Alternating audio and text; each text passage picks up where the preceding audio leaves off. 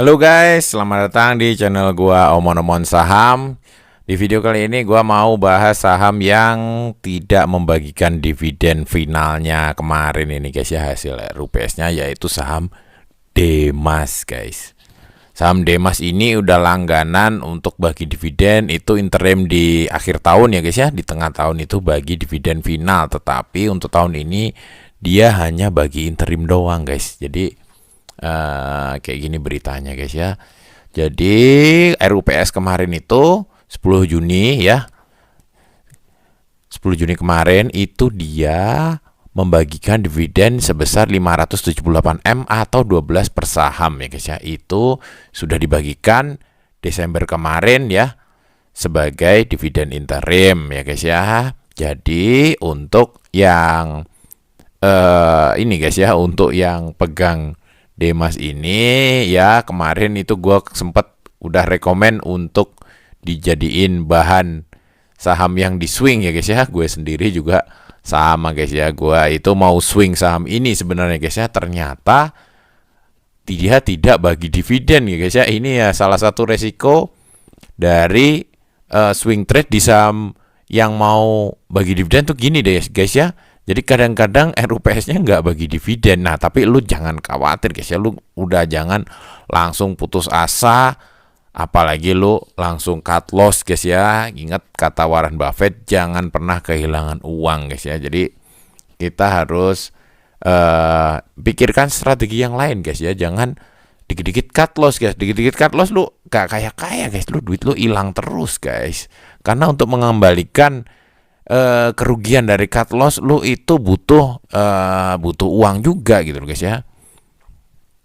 Gua itu sejak gua beralih metode ya dari trading full trade ya, jadi dari trading murni menjadi investor ya guys ya, investor dividen reinvest dan semi trading ya guys ya, di swing di saham-saham berdividen. Gua itu sudah berhenti memasang yang namanya stop loss guys. Gua kagak pernah masang tuh guys ya namanya stop loss guys ya. Kalau dulu gua tuh selalu diajarkan oleh mentor-mentor gua dari sekuritas itu untuk selalu disiplin cut loss ya guys ya, maksimal batasi kerugian sampai dengan 8% maksimal ya guys ya, diusahakan itu di 4% ya guys ya. Tapi ternyata cut loss terus ya, nggak ngumpul-ngumpul duitnya, habis. Yang kaya sekuritasnya guys. Sekuritasnya dapat cuan terus dari jual beli yang gue lakukan gitu loh guys ya. Dari cut loss terus juga mereka cuan kan, mereka kan dapat cuan dari jual belinya gitu loh guys ya. Jadi gue cerita sedikit nih guys ya di saham Demas ini. Jujur aja gue itu kemarin sudah beli itu di bulan Maret guys ya, di awal Maret itu melihat dia itu turun ya guys ya. Gue itu beli, maksud gue itu mau menyongsong untuk Juni guys ya. Tetapi di bulan Maret tiba-tiba harga naik signifikan ya di pertengahan Maret. Itu jadi gue itu kumpulin di awal Maret, tapi ternyata di pertengahan Maret itu dia naik signifikan. Gue udah langsung take profit duluan guys, karena memang di saham ini gue itu tidak berniat untuk reinvest guys, karena ini lebih enak kalau di swing karena harganya suka naik turun gitu loh guys ya menjelang pembagian dividen. Ternyata dia harganya naik, gue langsung take profit guys ya. Tetapi kemarin itu menjelang RUPS ya guys ya, seperti biasa gue itu pengen swing lagi ya guys ya.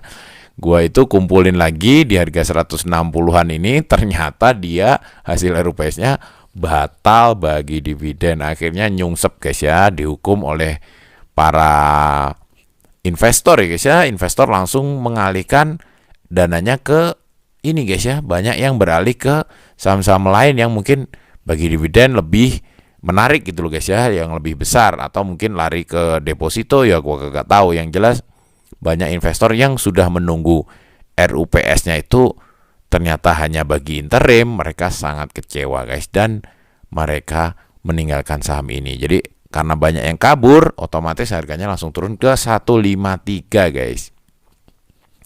Oke guys ya, kita sudah cukup melihat kemalangan kita ini guys ya, lagi turun seperti ini, tetapi kita harus cari solusinya guys ya. Solusinya tidak dengan cut loss guys ya. Gua udah coba juga bikin simulasi reinvestment plan di saham Dimas ini. Sekarang kita coba cek fundamentalnya dulu ya guys ya, earning per share-nya terutama ya. Seperti kata Lo Keng Hong, kalau mau lihat perusahaan itu yang lu lihat tuh labanya dulu guys. Ini perusahaan tuh ngasilin laba atau kagak gitu loh guys ya. Jangan sampai lu beli perusahaan yang udah jelas-jelas profitnya minus kayak si Goto ya, yang barusan gua omon-omon kemarin ya guys ya. Si Goto ini labanya minus gak karu-karuan guys, sampai 90 triliun, tapi masih ada orang mau invest di situ ya. Gua kagak ngerti apa yang dipikiran mereka gitu guys ya. Ya itu pilihan mereka ya guys ya. Tapi kita coba lihat ini si Dimas ini guys ya, di 2020 itu 27, di 2021 itu 14 ya guys ya. Di 2022 itu 25, 2023 itu 25. Terus di 2024 itu proyeksinya 29 guys. Sebenarnya ini secara laba itu proyeksinya malah naik guys ya. 2023 itu 3 per lembar, terus di Q1 itu udah 7,6 guys. Ini itu sebenarnya labanya sedang naik. Nah, cuman gue nggak tahu kenapa dia nggak bagi dividen di finalnya. Mungkin ada kebutuhan khusus ya guys ya. Gue nggak tahu pasti, tetapi mungkin bisa jadi dia itu sedang ekspansi bisnis gitu loh guys ya. Bisa jadi ekspansi bisnis dan nanti dia akan bagi dividen lebih besar lagi gitu loh di depan, ke depannya gitu loh guys ya. Siapa tahu gitu guys ya. Tetapi kalau melihat kondisinya tidak bagi dividen dan harga jadi turun drastis, nah ini kalau menurut gua ini adalah kesempatan guys ya. Jujur gua itu ambil di sini, jual di sini udah untung, ambil di sini terus nyungsep ya. Gua sementara ini floating loss guys ya. Tetapi kalau rencana gua nggak akan cut loss, jadi nggak ada cut lossan karena itu bikin kita nggak kaya. Jadi ketika kita floating loss seperti ini, yang harus kita lakukan untuk saham Dimas ini, gua coba simulasiin di dividen reinvestment guys. Nah gini guys ya, kita beli lotnya 91.000, lu dapat dividen 1 juta ya guys ya. Dulu tuh dia bagi dividennya cuma 1 tahun sekali.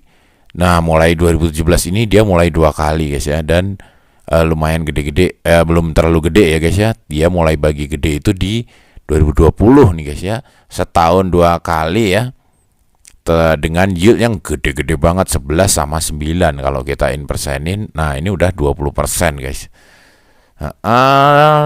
Dari dividennya aja kita bisa balik modal itu kalau di reinvest itu sekitar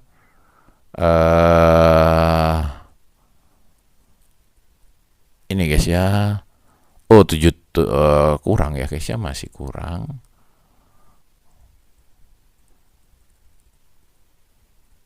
Nah sekitar 6 tahunan guys ya, 6 tahun, 7 tahun lah guys ya, 7 tahun baru bisa balik modal dari dividen reinvest. Nah nggak terlalu buruk lah guys ya, di bawah 10 tahun ya udah balik modal ya, terutama di titik-titik tertentu itu dia yieldnya gede-gede ya guys ya di 2020. Nah bisa jadi ya guys ya, kalau melihat average dividennya sebenarnya yieldnya ini lumayan besar-besar terus ya guys ya. Dalam waktu 1 tahun itu rata-rata di atas 10% gitu loh guys ya, di atas 10%. Nah ketika dia harganya turun ya guys ya, turun seperti ini adalah menurut gua adalah kesempatan guys ya. Nah, lebih bagus lagi, syukur-syukur ya dia kalau harganya lebih turun lagi ya. Gua sih masih yakin dia ini masih akan turun lagi guys ya, masih akan dibawa turun lagi karena memang banyak investor yang kecewa berat ya guys ya, kecewa berat.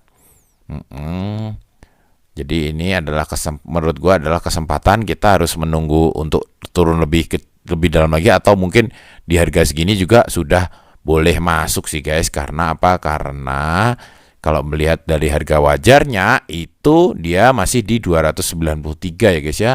Diskon saat ini tuh di 47%. Jadi ini kalau menurut teori Benjamin Graham 40% adalah harga yang aman untuk masuk guys ya. Harga yang sangat aman untuk masuk. Jadi menurut gua kita jangan terlalu kecewa dengan kondisi dia nggak bagi dividen.